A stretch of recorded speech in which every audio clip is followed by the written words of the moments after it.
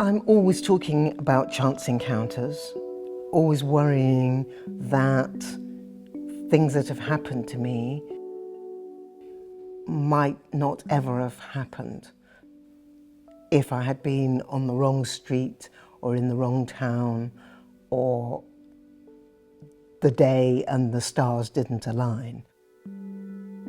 So for me, and I think for us, another chance encounter is a sort of relief. It's like, goodness me, this happened, and it might not have if certain other people or other elements had not happened. Working with this house seems like a lifelong dream and a chance encounter at the same time.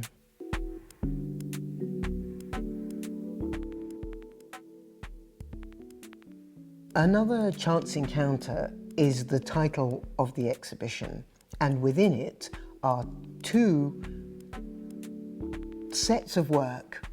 One is called How May I Help You, and the other is called Slightly Bitter. What I'm trying to do in Gallery 1 is talk about moments that happen all the time, that are glimpsed and overheard, but that are incredibly sort of important for what's being said as opposed to what's being thought while that thing is being said. In each of the paintings, two men are speaking to each other, so altogether 10 men having 5 conversations. They're kind of conversations that are snatches of a bigger conversation that they might be having. There's one painting, I'm not entirely sure what's being sold, but I think maybe knives. The shop sign is a knife, a lemon, and a jug, which relates to a painting in the house at Kettle's yard. So there are often conversations between those paintings and the house at Kettle's yard. And I think there are conversations between the house at Kettle's yard and the house that Jim Eade had in Tangier. So there are these several signs and signals that are going backwards and forwards between the places, between the shops, between the house, between another house and some other shops.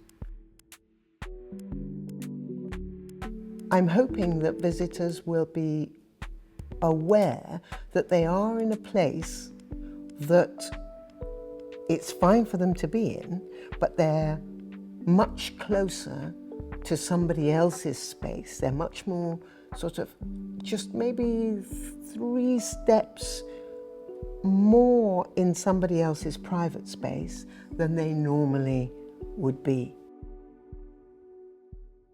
They can be in the space, they can watch others in the space, and they can watch the paintings move, if you like, in the space.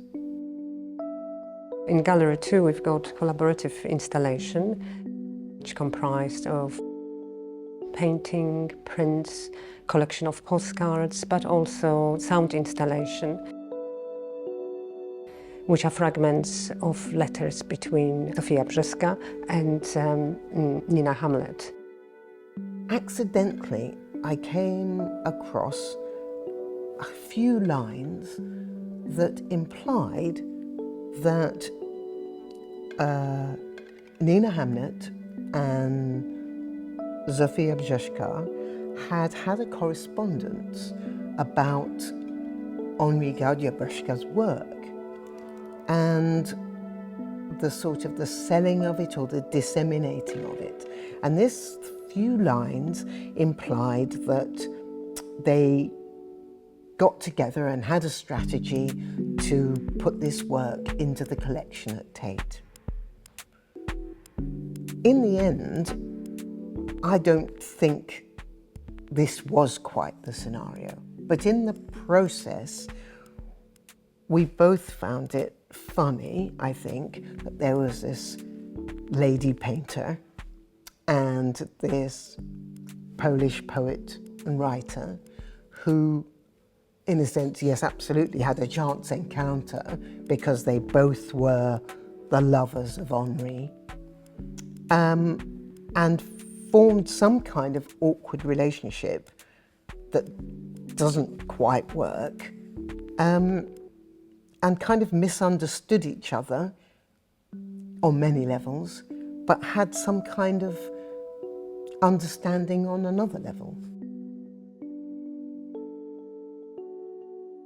Magda has read the whole of Zofia's book, Matka, in Polish. Which again is quite interesting because, of course, I was reading translation because Matka was written in English and French, or the same correspondence. Zofia's letters would be written sometimes in English, sometimes in French. Yeah. So it's another sort of that connection to language and what it means speak another language as well. To communicate, and how also the role of translator as an interpreter. Often in Polish publication of Matka is a very interesting introduction where certain decision translator takes to maybe edit slightly the text to help her, because actually Zofia wasn't reading her writing back, so the text which was published in English is very unedited, so sometimes the punctuation is missing. So yes, I think there is quite a lot about that sort of language and what it means, you know, how the way we speak, how it holds actually our identity as well, which I think I will try to convey in the sound piece. You know, I got more interested in Zofia's sort of life, what it was like to be a Polish immigrant living in early 20th century Britain, and what that meant. What did she sound like, and how, you know, she had to you know, convey her sort of narrative. You know, I think often she's been thought about being French more than Polish. Sometimes she used that for her own sort of to help herself, you know. So it's all about this sort of different multi-layered identities of also those two women, I would say.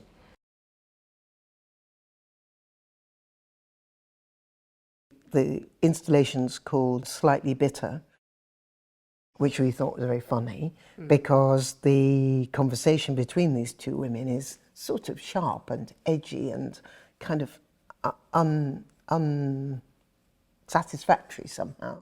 There's also lots of sort of conversation and borrowing and exchanging going on between, if you like, all four of us, in the visuals as well as the sound.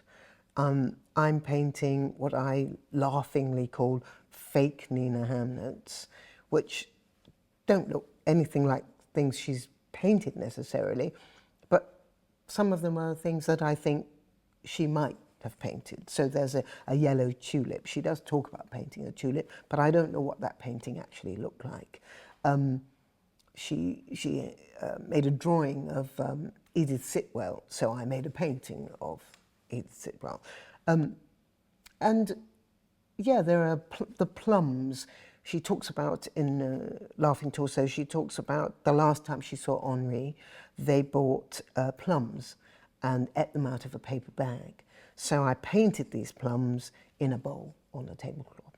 So there's lots of making it up, sort of developing a tiny idea into a bigger idea, and having it as a narrative also between us about, yes, the languages we speak, the behaviours you have to learn if you live in this place, Britain, as well as the language that you have to learn. Really, the whole installation is about exchange, a brief exchange maybe, exchange which you, a little message, a note which you put on something like a postcard, which again sort of refers back to those sort of chance encounters.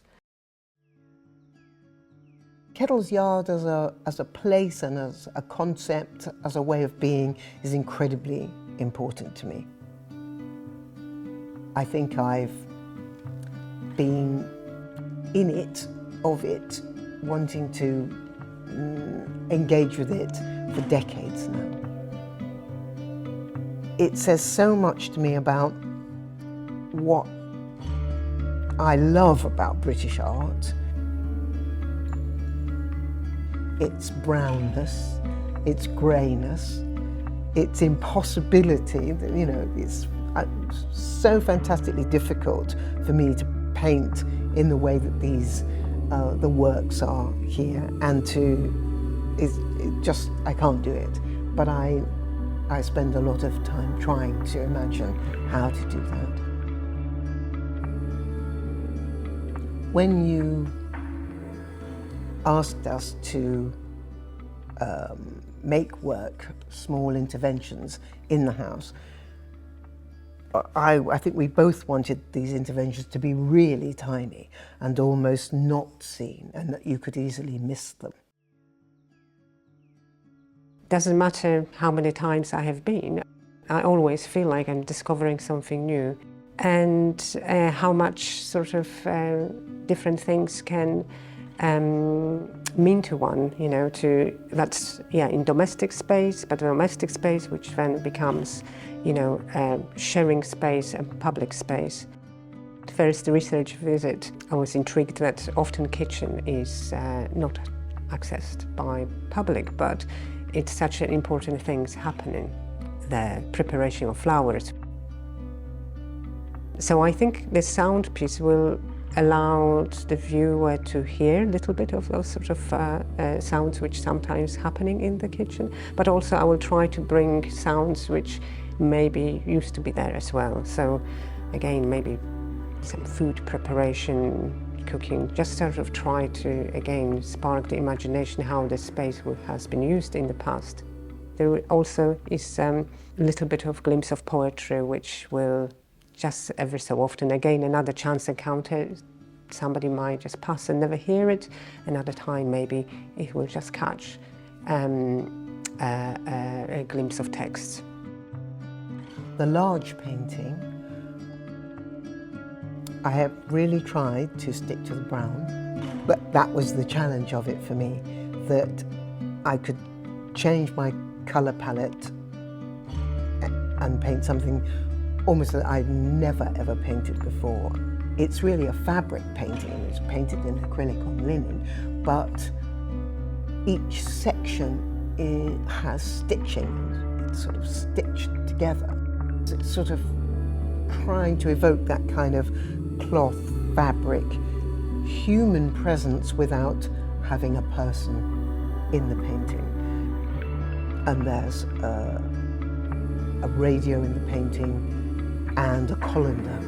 So at the time I was painting them, I was very much trying to paint work that made a sound without actually having sound coming out of it. I mean, I do that a lot, but in this particular case, I imagine switching on the radio and obviously hearing voices or music coming out of it, and also that rinsing things in the colander.